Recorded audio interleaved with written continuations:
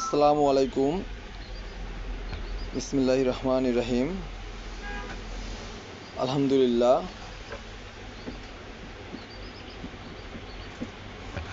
আমি স্ক্রিনে দেখাতে চেষ্টা করব আমার 12 পাতার ক্রিয়ার কাল নিয়ে একটি ছোট্ট একটি বই। আশা করি আপনাদের সকলেরই ভালো লাগবে ইনশাল্লাহ, এবং আমি চেষ্টা করব আমার এই বইটি সম্পর্কে কিছু গুরুত্বপূর্ণ কথা বলতে। আশা করি আমার কথাগুলো শুনলে যদি কিছুটা ভুলে যাওয়ার সম্ভাবনা থেকেও থাকতো, তা ইনশাল্লাহ আবার জাগ্রত হবে ইনশাল্লাহ। প্রথমত, আমরা সকলেই অবগত আছি যে tense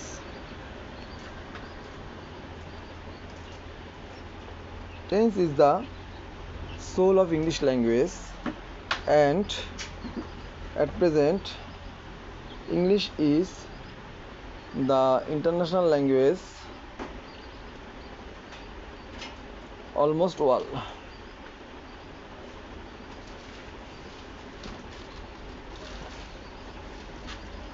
Now, if we want to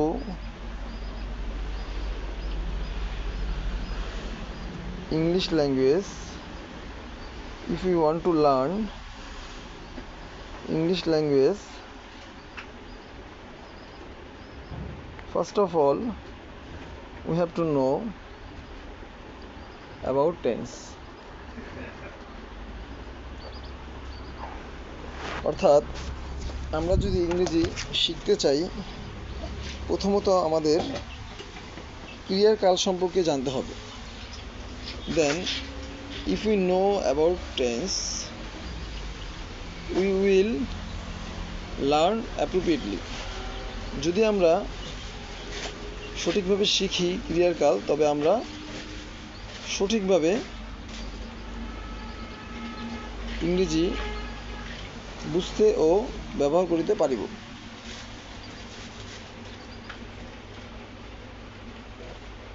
যেমন আমি যদি একটু উদাহরণ দিতে চেষ্টা করি, 12 প্রকার টেন্সের দৃষ্টিভঙ্গি এক এক রকম।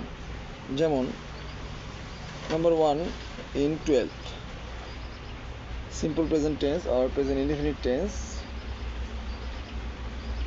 কথাগুলো আসবে বাংলা ক্রিয়ার শেষে খাই, যাই, পড়ি, দেখি, শুনি, আঁকি, গান গাই, সাঁতার কাটে ইত্যাদি এরকম। যেমন আমি আমরা খাই, যাই, পড়ি, দেখি, শুনি, আঁকি। তুমি তোমরা খাও, যাও, পড়ো, দেখো, শোনো। সে তারা খায়, যায়, পড়ে, দেখে, শোনে ইত্যাদি। এভাবে করে যদি কোনো বাংলা ক্রিয়ার শেষে থাকে, তবে সেই টেন্সটি আমরা ধরব হচ্ছে প্রেজেন্ট ইনডেফিনিট টেন্স বা সিম্পল প্রেজেন্ট টেন্স। তারপরে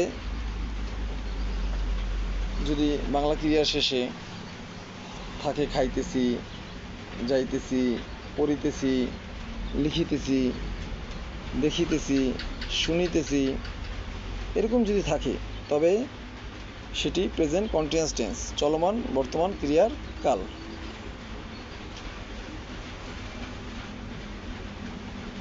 আবার যদি কোনো বাক্যের শেষে খেয়েছি, গিয়েছি, পড়েছি, দেখেছি, শুনেছি, করেছি ইত্যাদি এসব থাকে, তবে সেটি প্রেজেন্ট পারফেক্ট টেন্স বা পুরাঘটিত বর্তমান ক্রিয়ার কাল।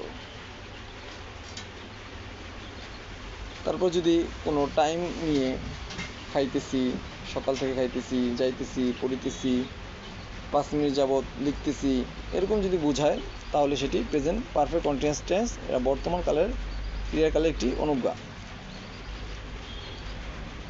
প্রেজেন্ট কন্টিনিউয়াস টেন্স এর ক্রিয়ার শেষের বাংলা এবং প্রেজেন্ট পারফেক্ট কন্টিনিউয়াস টেন্সের ক্রিয়ার শেষের বাংলা সেম, শুধুমাত্র প্রেজেন্ট পারফেক্ট কন্টিনিউয়াস টেন্সে টাইম অতিরিক্ত হিসেবে যুক্ত থাকিবে। আমি যেই 4টি টেন্সের কথা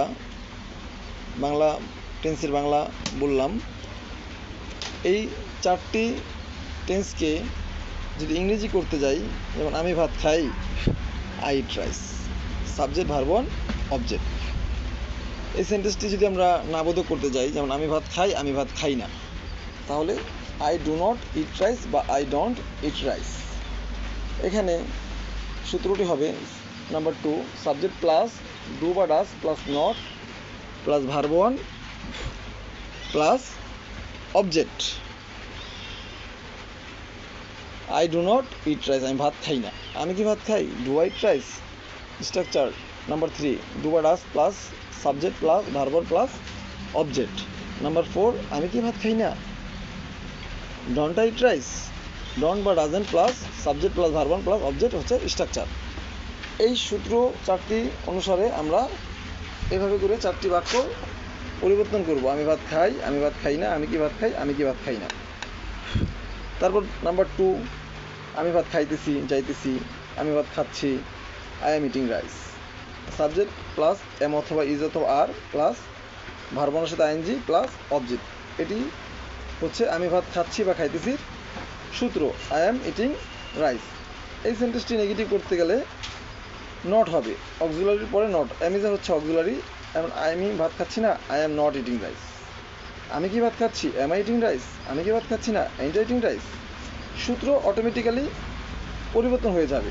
যেমন প্রশ্নবোধকে আসবে অক্সিলারি প্রথমে, বড় হাতের অক্ষর থাকবে এম অথবা ইজ অথবা আর এর প্রথম অক্ষর, তারপরে সাবজেক্ট, তারপরে ভার্ব, তারপরে আইএনজি প্লাস অবজেক্ট। তারপর নেগেটিভ করার সময় অক্সিলারির সাথে নট বা এম অথবা ইজ অথবা are plus subject plus not plus verb plus ING plus object. এইভাবে করে আমরা ব্যবহার করব।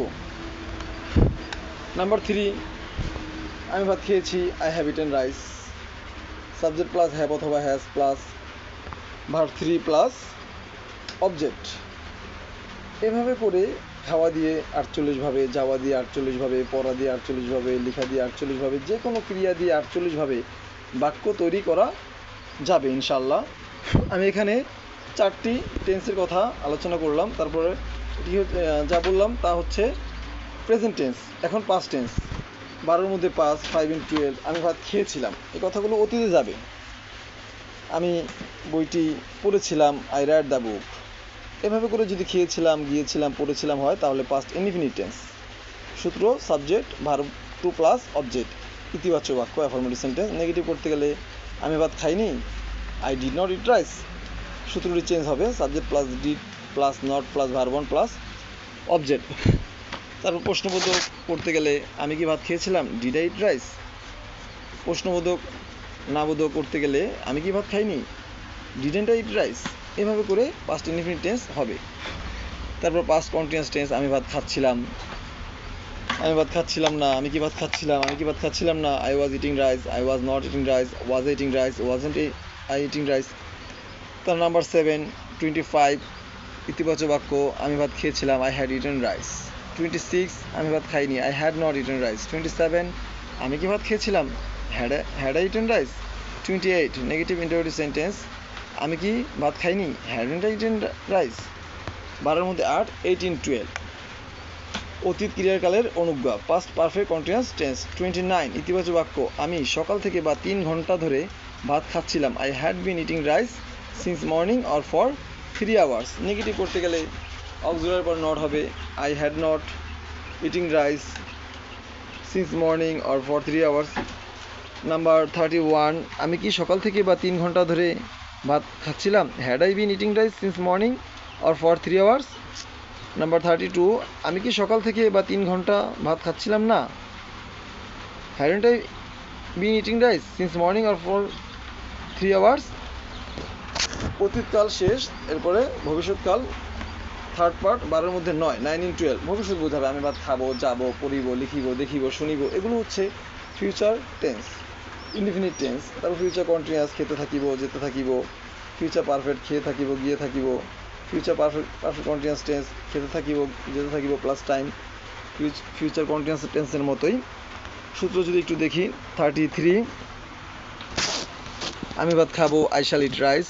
আমি ভাত খাবো না, I shall not eat rice. আমি কি ভাত খাবো, শ্যাল আই ইট রাইস। 36, আমি কি ভাত খাবো না, shan't I eat rice.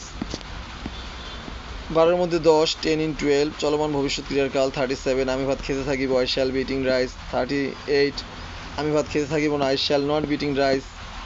Structure subject plus shall অথবা will plus not plus be plus verb 1 plus ING plus object. 39, আমি কি ভাত খেতে থাকিব, shall I be eating rice. আমি কি ভাত 40, আমি কি ভাত খেতে থাকিব না, shan't I be eating rice. তারপর 12-এর মধ্যে 11, ফিউচার পারফেক্ট কন্টিনিউয়াস টেন্স। এভাবে করে আমরা আস্তে আস্তে শিখব। 48টি আমি আস্তে আস্তে বলার চেষ্টা করব। আমি 41 বলবো, আমি ভাত খেয়ে থাকিব, I shall have eaten rice. আমি এখানে আমার বইটিতে শুধু খাওয়া দিয়ে আমি উদাহরণ করেছি, এখানে যে কোনো উদাহরণ করা যাবে। আমি পেজের স্বল্পতার কারণে আমি চেয়েছিলাম যে একটি পেজের মধ্যে একটি টেন্স সীমাবদ্ধ রাখবো, যার কারণে আমি অতিরিক্ত একটি বেশি উদাহরণ যোগ করিনি। হয়তো বা উদাহরণ যোগ করলে লেখাগুলো ছোট হতো বা একটু লেখাগুলো মিশ্রিত থাকলে হয়তো বুঝতে একটু সমস্যা হতে পারতো। তাই আমি বিভিন্ন দিক বিবেচনা করে আমি একটি উদাহরণ দিয়েছি। আশা করি একটি উদাহরণ যদি পর্যায়ক্রমে কেউ বুঝতে পেরে যায়, তবে যে কোনো ক্রিয়া দিয়ে ইংরেজি যে কোনো বিষয় নিয়ে আস্তে আস্তে করে খুব দ্রুতভাবে ইনশাআল্লাহ সফলতার দিকে যাওয়া সম্ভব। 41, আমি ভাত খেয়ে থাকিব, I shall have eaten rice. 42, আমি ভাত খেয়ে থাকিব না, I shall not have eaten rice. আমি কি ভাত খেয়ে থাকিব। 43, I shall I have eaten rice. 44, আমি কি ভাত খেয়ে থাকিব না, shan't I have eaten rice. 12-এর মধ্যে 12, 12 in 12 ভবিষ্যৎ ক্রিয়ার কালের অনুজ্ঞা, ফিউচার পারফেক্ট কন্টিনিউয়াস টেন্স। 45, ইতিবাচক বাক্য, অ্যাফার্মেটিভ সেন্টেন্স। উদাহরণ, এক্সাম্পল, আমি সকাল থেকে বা 3 ঘন্টা ধরে ভাত খেতে থাকিব, I shall have been eating rice since morning or for 3 hours. 46, 47, 48। ইনশাল্লাহ আশা করি আমি কি বলতে চেয়েছি বা কি বুঝাতে চেয়েছি অবশ্যই আপনারা আমার থেকে অনেক ভালো বুঝেন, ইনশাল্লাহ বুঝতে পেরেছেন। এটি একটি পর্যায়ক্রমিক সূত্র, যার যে কোনো একটি যদি আমরা ছেড়ে দেই, তাহলে ভাষার ক্ষেত্রে হয়তোবা কথাবার্তা আলোচনার ক্ষেত্রে কিছু কথা বাদ পড়ে যেতে পারে। তাই ভাষাগুলো শুদ্ধভাবে, সঠিকভাবে লিখতে, পড়তে, জানতে, বুঝতে, বুঝাতে, সঠিকভাবে সব কিছু বাস্তবায়ন করার জন্য অবশ্যই আমরা টেন্স শিখব এবং টেন্সের গুরুত্ব অপরিসীম। 46, আমি সকাল থেকে বা 3 ঘন্টা যাবত ভাত খেতে থাকিব না, I shall not have been eating rice since morning or for 3 hours. ক্রিয়ার কাল সংখ্যা 46-এর গঠন, the structure of tense. Number 46, subject plus shall অথবা will plus not plus have plus been plus verb 1 plus ING plus object plus since বা for plus time. 47, আমি কি সকাল থেকে বা 3 ঘন্টা ধরে ভাত খেতে থাকিব, shall I have eating rice since morning or for 3 hours. 48, আমি কি সকাল থেকে বা 3 ঘন্টা যাবৎ ভাত খেতে থাকিব না, shan't I have been eating rice since morning or for 3 hours. ক্রিয়ার কাল সংখ্যা 48-এর গঠন, the structure of tense. Number 48, shan't বা won't plus subject plus have been plus verb 1 plus ING plus object plus since বা for plus time. আলহামদুলিল্লাহ, আমি 48টি খাওয়া দিয়ে বাক্য বললাম। ইনশাল্লাহ আপনারা চাইলে এই বইটি ফলো করলে বা অন্যান্য বই ফলো করলে ইনশাল্লাহ যে কোনো ক্রিয়া দিয়ে 48ভাবে বাক্য তৈরি করতে পারবেন। যদি আমরা টেন্স ভালোভাবে শিখি তারপর আমরা ভোকাবুলারির দিকে বেশি জোর দিব ইনশাআল্লাহ। যদি আমরা বেশি বেশি ভোকাবুলারি জানি আর টেন্সের ব্যবহার জানি, তবে ইংরেজি কথা বলা আমার মনে হয় খুব একটা বেশি কঠিন হবে না ইনশাআল্লাহ। প্রতিটি মানুষ চাইলে যে কোনো দেশে ভাষা শিখতে পারবে। আমি এই বইটি অনেক দেশে লিখেছি, আমি পর্যায়ক্রমে ব্যাখ্যা করতে চেষ্টা করব। সকলে ভালো থাকবেন। আসসালামু আলাইকুম।